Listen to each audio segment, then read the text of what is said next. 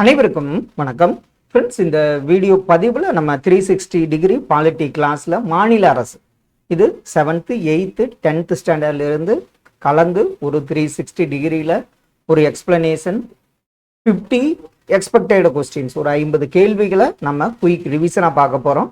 வாங்க, இது மத்திய அரசு என்னங்கிறத பார்த்துட்டோம். இதில் பார்த்திங்கன்னா மாநில அரசு எவ்வாறு செயல்படுகிறது, 10th பார்த்திங்கன்னா மாநில அரசு இப்படி தலைப்புகள் இருக்கும். 7th 8th 10th இருந்து பார்க்கலாம். நம்ம இந்திய அரசியலமைப்பு பார்த்திங்கன்னா கூட்டாட்சி முறை அரசாங்கத்தை கொண்டுள்ளது. அப்போ கூட்டாட்சி முறைனா என்ன வரும்? மத்திய அரசு மற்றும் மாநில அரசு என்ற கூட்டாட்சி அமைப்பு முறையை நம்ம இந்திய அரசியலமைப்பு நமக்கு வழங்குகிறது. இப்போ மாநில அரசு நிர்வாக பிரிவு, அதனுடைய பகுதி என்ன, பிரிவுகள் என்ன, இந்த கேள்விகள் அடிக்கடி கேட்டிருக்காங்க. உங்களுக்கு தெரிஞ்சதுதான் நம்ம எடுக்கிறதெல்லாம் முக்கியமான பாயிண்ட்ஸ். அதே மாதிரி ப்ரீவியஸ் இயர் கொஸ்டின்ஸ்லேருந்து கேட்கப்பட்ட பாயிண்ட்ஸ்களை இணைத்து தான் இந்த 360 டிகிரி கிளாஸ் கொடுத்துட்டு வர்றோம். மாநில அரசின் நிர்வாகத்தை பற்றி பேசும் பகுதி பார்த்திங்கன்னா பகுதி 6ல் 152 முதல் 237 வரை பார்த்திங்கன்னா உங்களுக்கு மாநில அரசின் நிர்வாகத்தை பற்றி பேசுகிறது. 3 முக்கிய தூண்களா மாநில அரசில் இருக்கு. என்னென்ன? சட்டமன்றம், நிர்வாகத்துறை, நீதித்துறை. சட்டமன்றம் என்ன பண்ணுது? சட்டங்களை இயற்றுகிறது. நிர்வாகத்துறை சட்டங்களை செயல்படுத்துகிறது. நீதித்துறை என்ன பண்ணுது? சட்டங்களை நிலைநாட்டுகிறது மற்றும் பாதுகாப்பை அளிக்கிறது. அப்போ 3 முக்கிய தூண்களா சட்டமன்றம், நிர்வாகத்துறை மற்றும் நீதித்துறை உள்ளது. வரலாற்று தகவல்களா இது அடிக்கடி கேட்டிருக்காங்க. இந்தியாவில் ஆங்கிலேயர்களால் கட்டப்பட்ட முதல் கோட்டை எது? இது சென்னையில் உள்ள புனித ஜார்ஜ் கோட்டையாகும். இதுவே இன்று தமிழ்நாடு அரசின் தலைமை செயலகமாக செக்ரட்டரியேட்டாக செயல்படுகிறது. ஜம்மு காஷ்மீர் சிறப்பு அந்தஸ்து, இதை இப்போ நீக்கிட்டாங்க. ஆனால் சட்டப்பிரிவு 370 தான் ஜம்மு காஷ்மீருக்கு சிறப்பு அந்தஸ்தை வழங்கியது.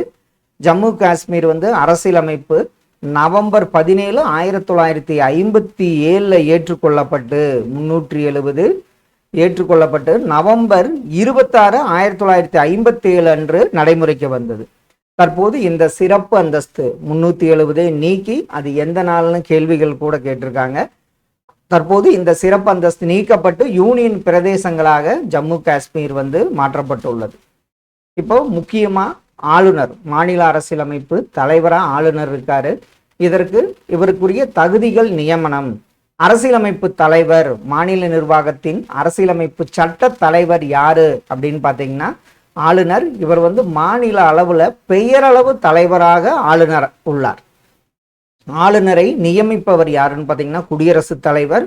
ஆளுநர் தனது ராஜினாமா கடிதத்தை குடியரசுத் தலைவரிடமே சமர்ப்பிப்பார். அவருடைய பதவிக்காலம் பார்த்தீங்கன்னா 5 ஆண்டுகள், இல்லது ஆளுநர் விரும்பும் வரை அவர் பதவியில் நீடிக்க முடியும். சரத்து 154 என்ன சொல்லுது? மாநில நிர்வாக அதிகாரங்களை ஆளுநருக்கு வழங்குகிறது. 154வது சரத்து. சரத்து 157 58 ஆளுநருக்கு உண்டான தகுதிகளை விவரிக்கிறது. இந்திய குடிமகனா இருக்க வேண்டும். 35 வயது பூர்த்தி அடைந்திருக்க வேண்டும். சொந்த மாநிலத்தில் குடியரசுத் தலைவர் ஒருவரை ஆளுநராக நியமிப்பது கிடையாது. அவர் ஆளுநராக போட்டியிறவர் எந்த ஒரு அரசு பதவியிலும் இருக்கக்கூடாது. இதெல்லாம் ஆளுநருக்குரிய முக்கிய தகுதிகள். இந்திய குடிமகன், 35 வயது இருக்கணும்.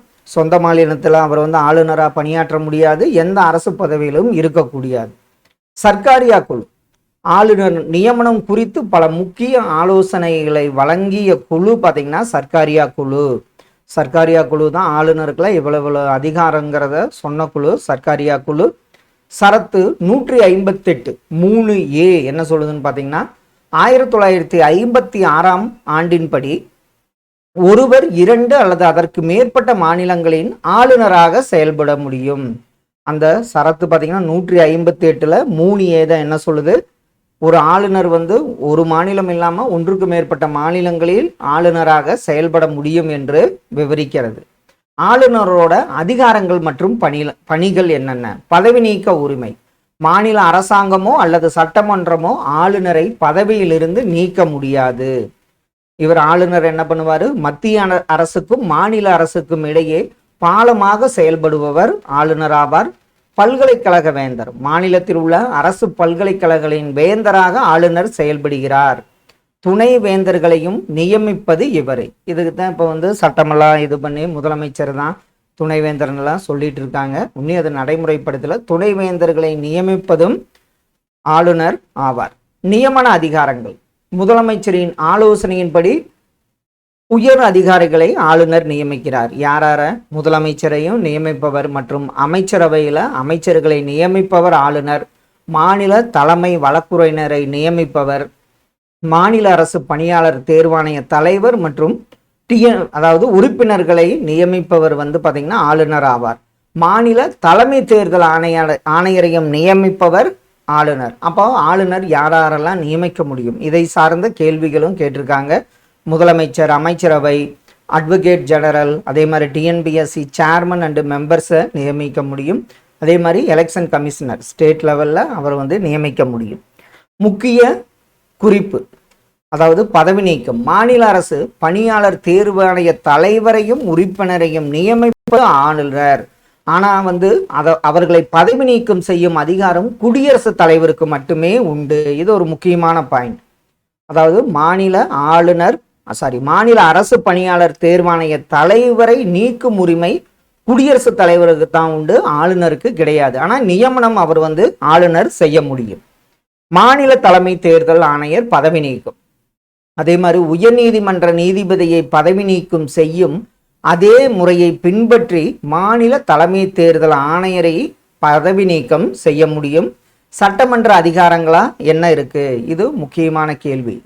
சட்டப்பிரிவு 213 சட்டமன்றம் கூட்டப்படாத போது சரத்து 213 கீழ் அவசர சட்டத்தை பிறப்பிக்கும் அதிகாரம் பெற்றவர் ஆளுநர் ஆவார். இது முக்கியமான அடிக்கடி கேட்கப்பட்ட ஒரு கேள்வி.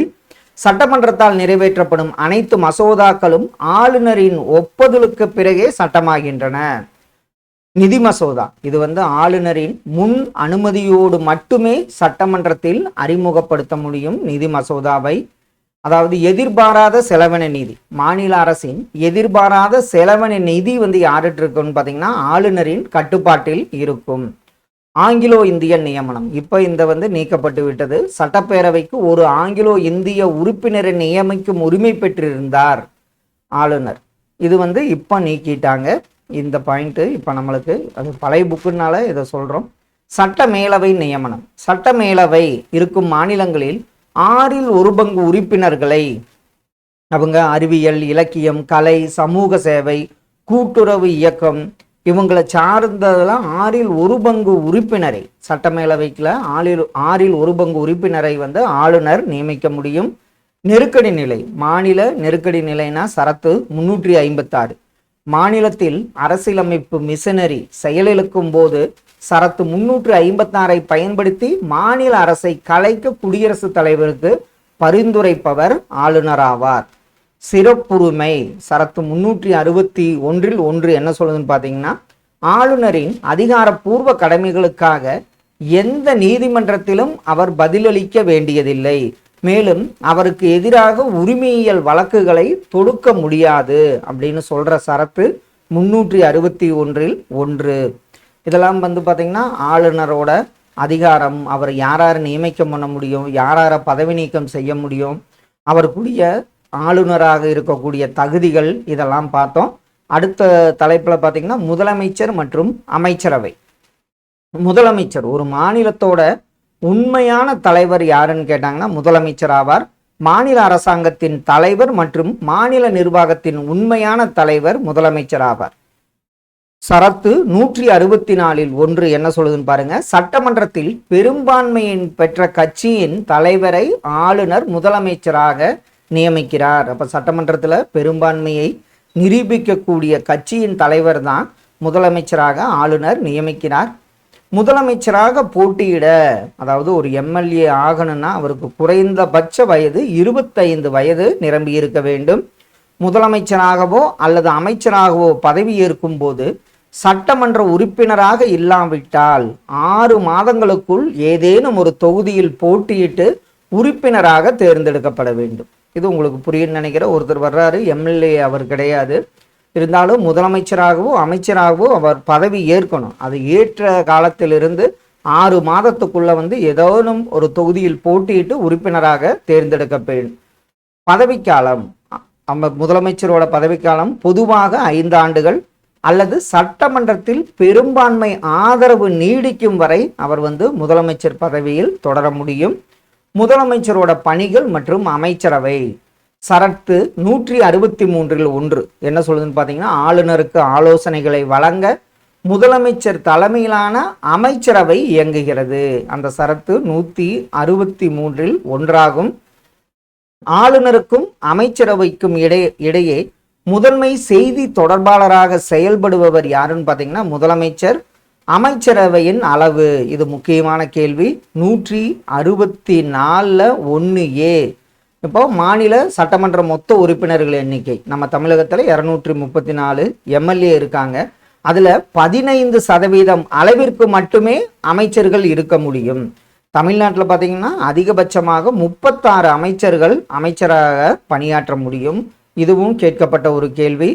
முதலமைச்சரை அமைச்சரவை கூட்டங்களுக்கு தலைமை தாங்குகிறார். அமைச்சரவையின் தலைவர் யாருன்னு கேட்டிங்கன்னா முதலமைச்சர் ஆவார். அடுத்தது மாநில சட்டமன்றம். மாநில சட்டமன்றம் ஒரு மாநிலத்தில் பார்த்தீங்கன்னா ஓரவை, இல்லைன்னா சில மாநிலங்கள் ஈரவை அப்படின்னு சட்டமன்றங்கள் இருக்கு. சட்டமன்ற பேரவை அல்லது கீழவை, இதைத்தான் என்னன்னு சொல்லுவோம் விதான் சபா. மக்கள் பிரதிநிதிகள் இவங்க நேரடியாக மக்களால் வாக்களித்து தேர்ந்தெடுக்கப்படுகிறார்கள். ஒரு சட்டமன்ற தொகுதி என்பது எவ்வளவு இருக்கணும்னா 1,00,000 அல்லது அதற்கு மேற்பட்ட மக்களை கொண்டிருந்தா தான் ஒரு சட்டமன்ற தொகுதியாகும். உறுப்பினர்கள் எண்ணிக்கை எப்படி இருக்கணும்? அரசியலமைப்பின்படி எந்த ஒரு மாநில சட்டமன்றத்திலும் உறுப்பினர்கள் எண்ணிக்கை 500க்கு மிகாமலும் 60க்கு குறையாமலும் இருக்க வேண்டும். எந்த ஒரு மாநிலமாக இருந்தாலும் மினிமமாக 60 பேர் இருக்கணும்.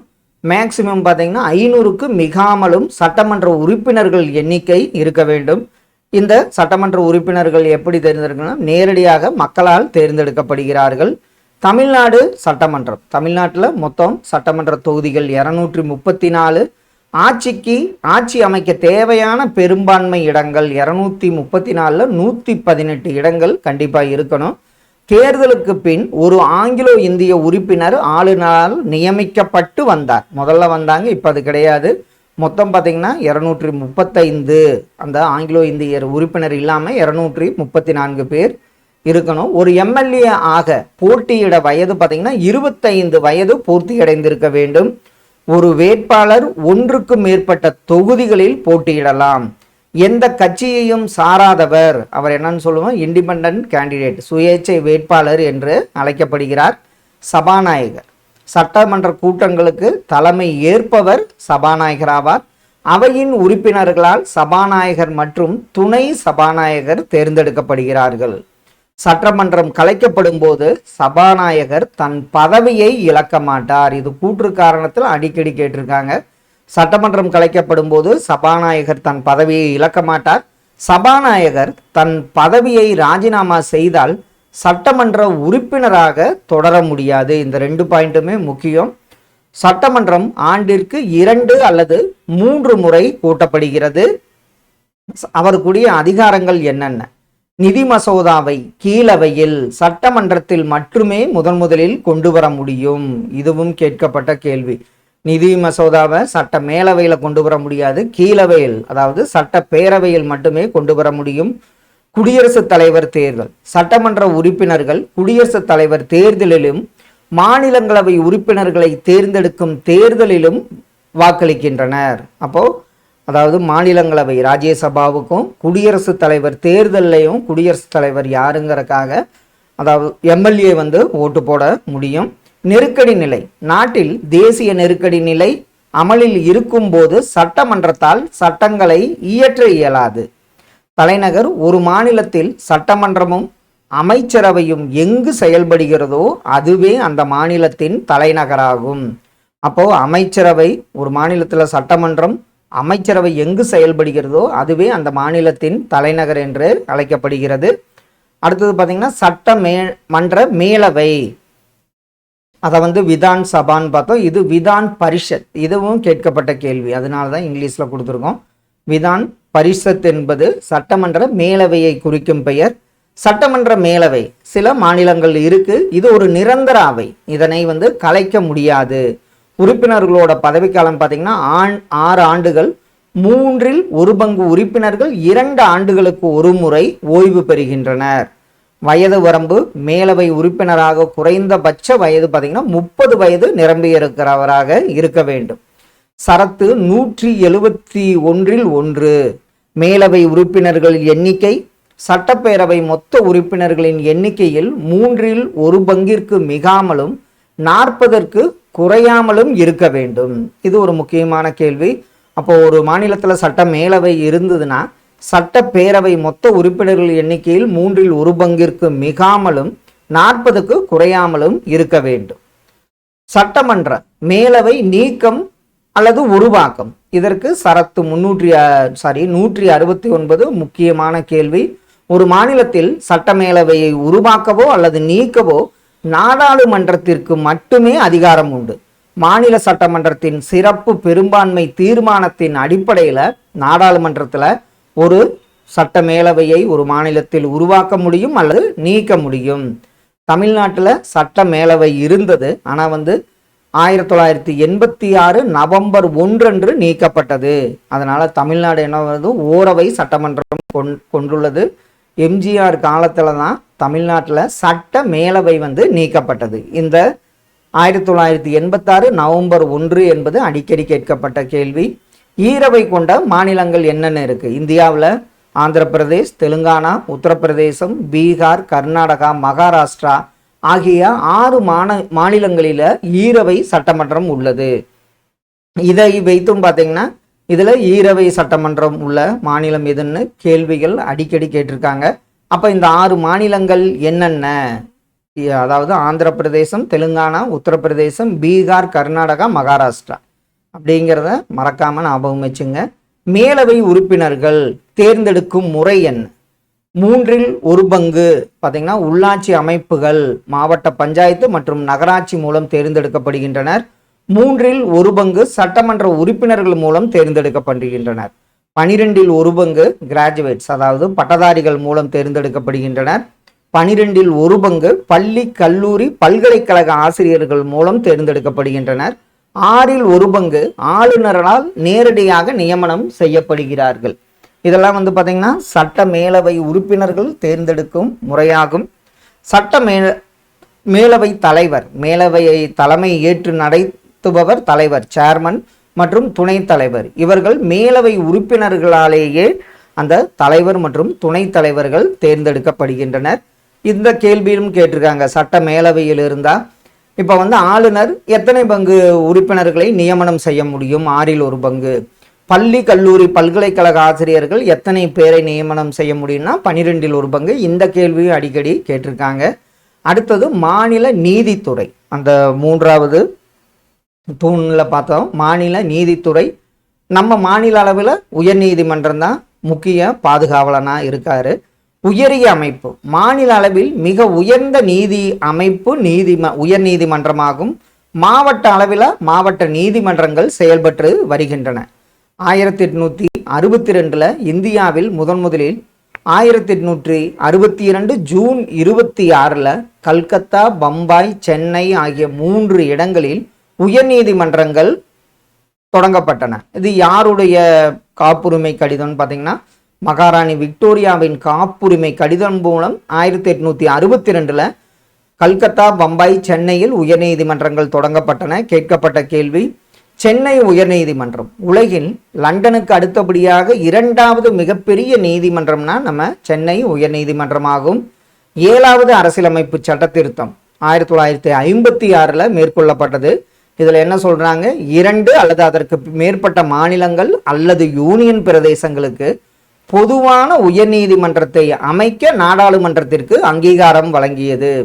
உதாரணமாக பார்த்தீங்கன்னா பஞ்சாப், ஹரியானா மற்றும் சண்டிகர் யூனியன் பிரதேசத்திற்கு பொதுவான நீதிமன்றம் சண்டிகரில் உள்ளது. அது பஞ்சாபுக்கு பொதுவானது, ஹரியானா மற்றும் சண்டிகருக்கும் பொதுவாக சண்டிகரில் உள்ளது. கவுகாத்தி உயர்நீதிமன்றம், இது வடகிழக்கு மாநிலங்களுக்கு பொதுவானதாக கவுகாத்தி உயர்நீதிமன்றம் இயங்குகிறது. தற்போதைய நிலை, அதாவது 2019 ஜனவரி நிலவரப்படி இந்தியாவில் மொத்தம் 25 உயர்நீதிமன்றங்கள் உள்ளன. சரத்து 216. ஒவ்வொரு உயர்நீதிமன்றத்திற்கும் ஒரு தலைமை நீதிபதி மற்றும் நீதிபதிகளை குடியரசுத் தலைவர் நியமிப்பதை பற்றி கூறுகிறது. அது சரத்து 216. உயர்நீதிமன்ற நீதிபதிகள் ஓய்வு பெறும் வயது 62. இதே உச்சநீதிமன்ற நீதிபதிகள்னா 65 வயது வரை அவர் பணியில் இருக்க முடியும். உயர்நீதிமன்ற தலைமை நீதிபதியை நியமிப்பவர் குடியரசுத் தலைவர். மாவட்ட நீதிபதிகளை நியமிப்பவர் யாருன்னு பார்த்தீங்கன்னா ஆளுநர். இதுவும் கேட்கப்பட்ட 2 முக்கியமான கேள்வி. நீதிமன்றத்திற்கு நீதி புனராய்வு மற்றும் நீதி பேராணைகள் 5 நீதி பேராணைகள் நம்ம பார்த்துருக்கோம். சரத்து 226, 27. உயர்நீதிமன்றத்தின் நீதி புனராய்வு அதிகாரம் மற்றும் நீதி பேராணைகளை பிறப்பிக்கும் அதிகாரத்தை உயர்நீதிமன்றம் பெற்றுள்ளது. அந்த சரத்து 226, 227. 1976 42வது சட்ட திருத்தத்தின்படி உயர்நீதிமன்றத்தின் நீதி புனராய்வு அதிகாரத்தை குறைத்தது. மறுபடியும் 1977 43வது சட்ட திருத்தம் என்ன பண்ணுச்சு, உயர்நீதிமன்றத்திற்கு மீண்டும் நீதி புனராய்வு அதிகாரத்தை வழங்கியது. அப்போ அந்த 76 77 ஆண்டுகள் 42வது 43வது சட்ட திருத்தம் என்னென்ன பண்ணதுங்கிறதையும் நோட் பண்ணி வைங்க. குடும்ப நல நீதிமன்றங்கள் திருமணம் மற்றும் குடும்பம் தொடர்பாக எழும் பிரச்சனைகளை விரைவாக தீர்த்து வைப்பது குடும்ப நல நீதிமன்றங்கள். இப்போ நீதிமன்றங்கள்லாம் இப்போ வந்துருச்சு. இப்போ இதில் பார்த்திங்கன்னா சட்ட நீதி பேராணைகள் அந்த 5 அது என்னென்னங்கிறது அது முக்கியமான கேள்வி. அதையும் கொஞ்சம் பார்த்து வச்சுங்க. இப்போ பார்த்திங்கன்னா ஒரு 360 டிகிரியில் மாநில அரசில் ஆளுநர், அதே மாதிரி முதலமைச்சர் மற்றும் அமைச்சரவை, நீதிமன்றங்கள் பார்த்தோம். கண்டிப்பாக இதில் உங்களுக்கு ஒரு முக்கியமான பாயிண்ட்ஸ் கிடச்சிருக்குன்னு நம்புகிறோம். இப்போது எக்ஸ்பெக்டட் கொஸ்டின்ஸ் அதாவது அதற்கு முன்பாக இது புக் பேக்கில் அப்படியே பார்த்துடலாம். மாநில ஆளுநரை நியமிப்பவர் குடியரசுத் தலைவர். மாநில சபாநாயகர் ஒருவர், அவர் யாருன்னு பார்த்தீங்கன்னா இதில் ஆப்ஷன் கொடுக்கல. அவர் அவையின் தலைவர் மற்றும் அந்த மாநிலத்திலோட சட்டமன்ற உறுப்பினராக கண்டிப்பாக இருக்கணும். கீழ்காணும் ஒன்று எந்த ஒன்று ஆளுநரின் அதிகாரம் கிடையாது. இவர் தூதரகம், இது மத்திய அரசின் அதிகாரம், ஆளுநருக்கு கிடையாது. ஆங்கிலோ இந்தியன் வகுப்பினரிலிருந்து ஒரு பிரதிநிதியை சட்டமன்றத்திற்கு நியமிப்பவர் ஆளுநர். ஆளுநர் யாரை நியமனம் செய்வதில்லை. இதில் ஆப்ஷன் பார்த்தீங்கன்னா உயர் நீதிமன்ற நீதிபதிகள் குடியரசுத் தலைவர் தான் நியமனம் பண்ண முடியும், ஆளுநர் பண்ண முடியாது. மாநில முதலமைச்சரை நியமிப்பவர் ஆளுநர். அமைச்சரவையின் தலைவர் யாருன்னு பார்த்தீங்கன்னா முதலமைச்சர் ஆவார். சட்ட மேலவை இது ஒரு நிரந்தர அவையாகும். மேலவை உறுப்பினர் அவருக்கு குறைந்தபட்ச வயது 30 வயது. மேலவை உறுப்பினர்கள் எவ்வாறு தேர்ந்தெடுக்கப்படுகிறார்கள்? உள்ளாட்சி அமைப்புகள், பட்டதாரிகள், ஆசிரியர்கள் மற்றும் சட்டமன்ற உறுப்பினர்கள் மற்றும் பிறரால் தேர்ந்தெடுக்கப்படுகின்றனர். கீழ்காணும் மாநிலங்களில் எந்த ஒன்று ஈரவை சட்டமன்றத்தை பெற்றிருக்கவில்லை? இதில் பார்த்திங்கன்னா நம்ம பார்த்த உத்தரப்பிரதேசம், ஆந்திர பிரதேஷ், தெலுங்கானா, இதில் தமிழ்நாடு ஓரவை சட்டமன்றம். இந்தியாவில் முதலில் உயர்நீதிமன்றங்கள் தொடங்கப்பட்ட இடங்கள் கல்கத்தா, பம்பாய், சென்னை. கீழ்காணும் எந்த மாநிலங்கள் பொதுவான உயர்நீதிமன்றத்தை, இதில் பஞ்சாப், ஹரியானா, சண்டிகர் இதெல்லாம் பொதுவான உயர்நீதிமன்றத்தை பெற்றுள்ளன. ஆளுநர் தனது ராஜினாமா கடிதத்தை யாரிடம் கொடுக்கிறார்னு பார்த்தீங்கன்னா குடியரசுத் தலைவரிடம் கொடுக்கிறார். சட்டமன்ற உறுப்பினர்கள் யாரால் தேர்ந்தெடுக்கப்படுகின்றனர்னா மக்களால். தமிழகத்தின் முதல் பெண் ஆளுநராக இருந்தவர் பாத்திமா பிவி அவர்கள். மாநிலத்தில் உள்ள பல்கலைக்கழகங்களின் வேந்தராக செயல்படுபவர் ஆளுநர். எந்த ஆண்டின் 7வது அரசியலமைப்பு சட்ட திருத்தம் 2 அல்லது அதற்கு மேற்பட்ட மாநிலங்களுக்கு பொதுவான உயர்நீதிமன்றத்தை அமைக்க நாடாளுமன்றத்திற்கு அங்கீகாரம் அளித்தது? அது 1956ஆம் ஆண்டு 7வது அரசியலமைப்பு சட்ட திருத்தத்தின்படி. அரசு பணியாளர் தேர்வாணைய குழு தலைவர் மற்றும் உறுப்பினர்கள் யாரால் பணி நீக்கம் செய்ய முடியும்னா குடியரசுத் தலைவரால் மட்டுமே பணி நீக்கம் செய்ய முடியும். இதில் 8th 10th 7th அப்படியே பார்த்துடலாம். அதாவது பொறுத்துக.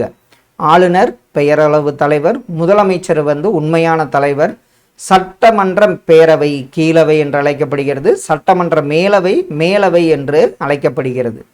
ஆளுநர் மாநில அரசின் தலைவர், முதலமைச்சர் அரசாங்கத்தின் தலைவர், அமைச்சரவை சட்டமன்றத்திற்கு பொறுப்பானவர்கள், மேலவை உறுப்பினர் மானியங்களுக்கு வாக்களிக்க முடியாது, ஆயுதப்படையினர், தீர்ப்பாயங்கள். அடுத்தது 7th ஸ்டாண்டர்டில் கேட்கப்பட்டது. சட்டமன்ற உறுப்பினர்கள், சட்டமன்றம், ஆளுநர் மாநிலத்தின் தலைவர், முதலமைச்சர், பெரும்பான்மை கட்சி தலைவர், யூனியன் பிரதேசங்கள். புக்கில் 7, இப்போ தற்போது 8. புனித ஜார்ஜ் கோட்டை தலைமை செயலகமாக இப்பொழுது செக்ரட்டரியேட்டாக செயல்பட்டு வருகிறது. இதில் ஒரு குயிக்கு ரீகேப் என்னங்கிறது ஏஜுக்கு மட்டும் பார்த்துடலாம். ஆளுநர் அவர் குறைந்தபட்ச வயது பார்த்திங்கன்னா 35 வயது, குறிப்பிட்ட ஓய்வு பெறும் வயது பார்த்திங்கன்னா குறிப்பிட்ட வரம்பு கிடையாது. முதலமைச்சர் 25 வயது கண்டிப்பாக இருக்கணும் எம்எல்ஏவாக. ஆனால் ஓய்வு பெறும் வயது குறிப்பிட்ட வரம்பு இல்லை.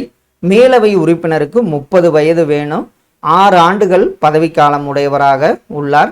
உயர்நீதிமன்ற நீதிபதி ஓய்வு பெறும் வயது பார்த்திங்கன்னா 62. உச்ச நீதிமன்றத்துக்கு எவ்வளவு பார்த்தோம், 65 வயது உடையவராக, அதாவது வயது வரும்போது அவர் அந்த பணியில் இருக்க முடியாது.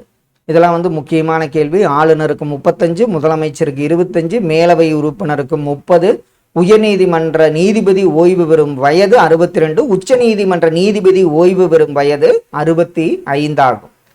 இதில் நம்ம முக்கியமான கேள்விகள் என்னங்கிறதை பார்த்துடலாம்.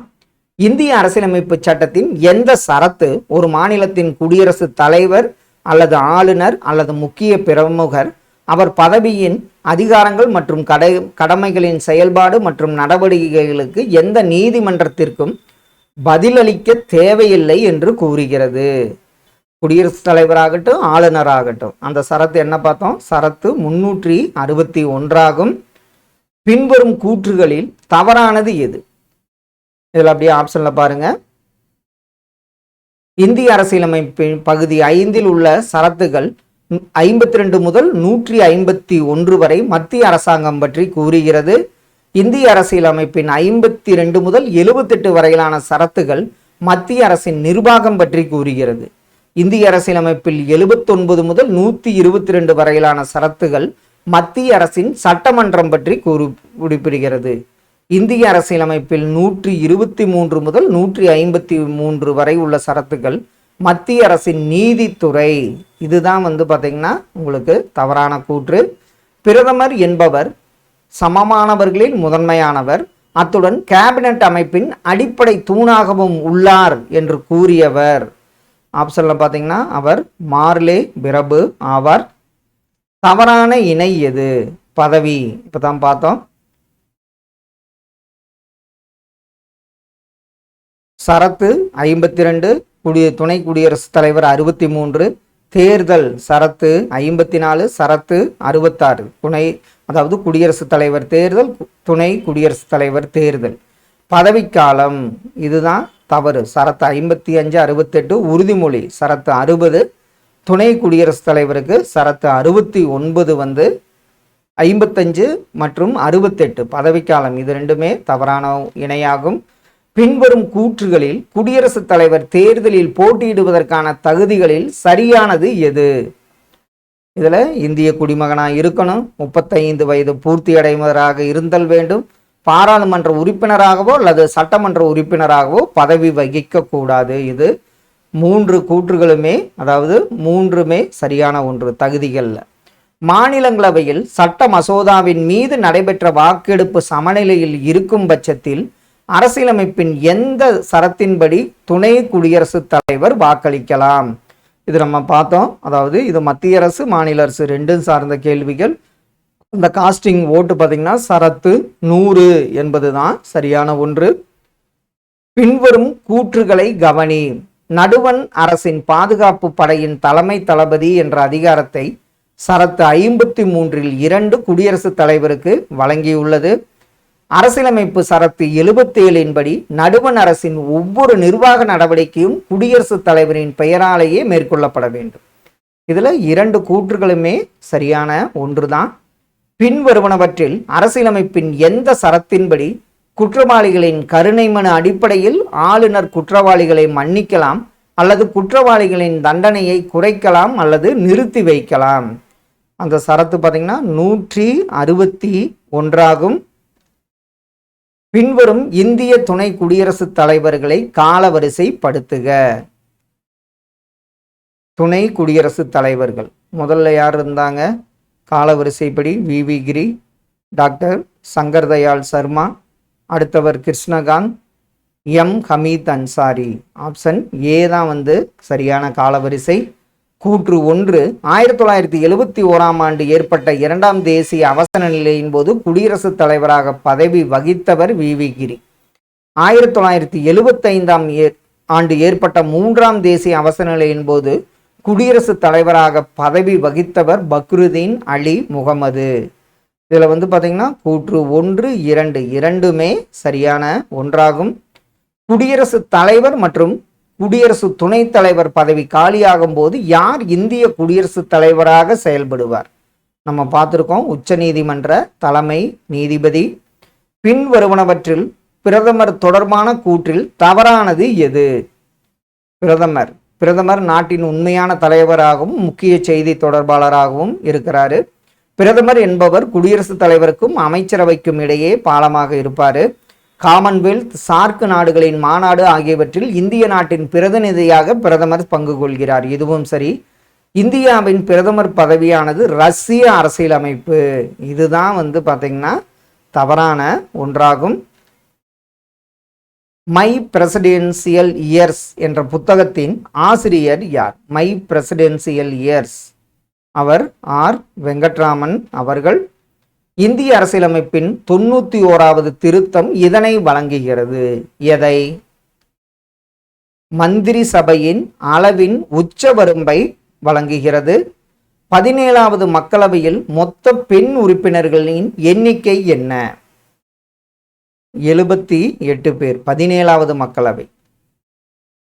கூற்று ஒட்டுமொத்த மக்களவை உறுப்பினர்களில் 35% மட்டுமே அமைச்சரவை உறுப்பினர்களாக பிரதமர் உட்பட இருத்தல் வேண்டும் என இந்திய அரசியலமைப்பு சட்டம் கூறுகிறது. கூற்று 2 நடுவண் அமைச்சர்கள், கேபினெட் அமைச்சர்கள், இராசாங்க அமைச்சர்கள் மற்றும் இணை அமைச்சர்கள் என 3 தரநிலைகளில் வகைப்படுத்தப்பட்டுள்ளனர். இதெல்லாம் ப்ரீவியஸ் வீடியோவில் பார்த்தோம். இதில் வந்து பார்த்தீங்கன்னா கூற்று 1 அதை தவறு, 2 வந்து சரியான ஒன்று.